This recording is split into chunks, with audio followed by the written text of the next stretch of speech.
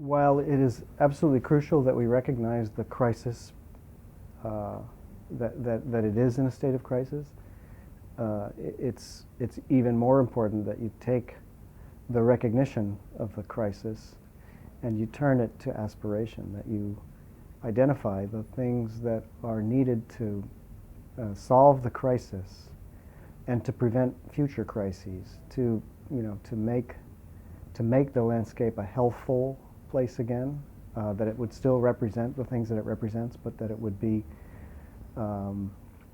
healthy, sustaining, durable place that still has all of the flexibility that it has to accommodate all of its use and so on.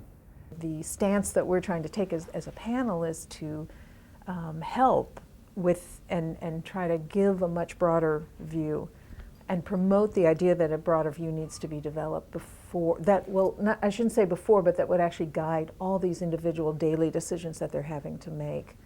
The Park Service is doing what it should be doing. It's looking at these critical, urgent projects, and it's a kind of bottom-up thinking about what needs to be fixed, while the strategic planning from the Planning Commission is coming top-down to the big goals.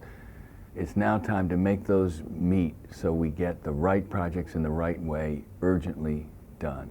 In reviewing the documentation before the meeting today and yesterday, and reading the framework plan in particular, you saw a much broader vision of what could happen in the Washington, D.C. area, and not just in the mall area, but adjacent to the mall area.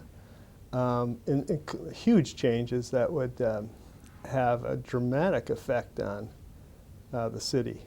There was a decision made that no more memorials would happen inside the mall, because what happens is that the more you get of that type of feature, the more it diminishes the power of each individual feature. And the idea is that if instead you say no more, because we don't want to diminish the power of the ones that we have now, so it becomes like an amusement park, I've seen this one, I've seen this one, I've seen this one, that you take them and put them in neighborhoods, and within that neighborhood they become the singular focal point of that neighborhood. And it becomes a reason why people will go to that neighborhood and go to the shops in that neighborhood, or stop and have a cup of coffee. And so it really can become a catalyst for redevelopment in the neighborhood instead of just another one on the path inside the mall. We have to be careful with what to do and with what not to do. And planning is about not doing as much as it is about doing. So we need to balance that carefully. To me, what is missing is a very clear statement of a design philosophy. And we discussed this in the group, where it is going to be a design that if you did a longitudinal section down the mall that has very clear understanding of the urban parts of the mall versus the more rural parts of the mall. And for each sort of sub-district of that, there's design guidelines. So, if you were in the Parks Department and so you had this crisis where someone's wheels had fallen off their wheelchair, and then you're thinking, oh my goodness, we have to fix this today, then you're thinking, it's in the urban district, and therefore it should be this kind of paving. I don't think we should be so frozen by a false sense of history.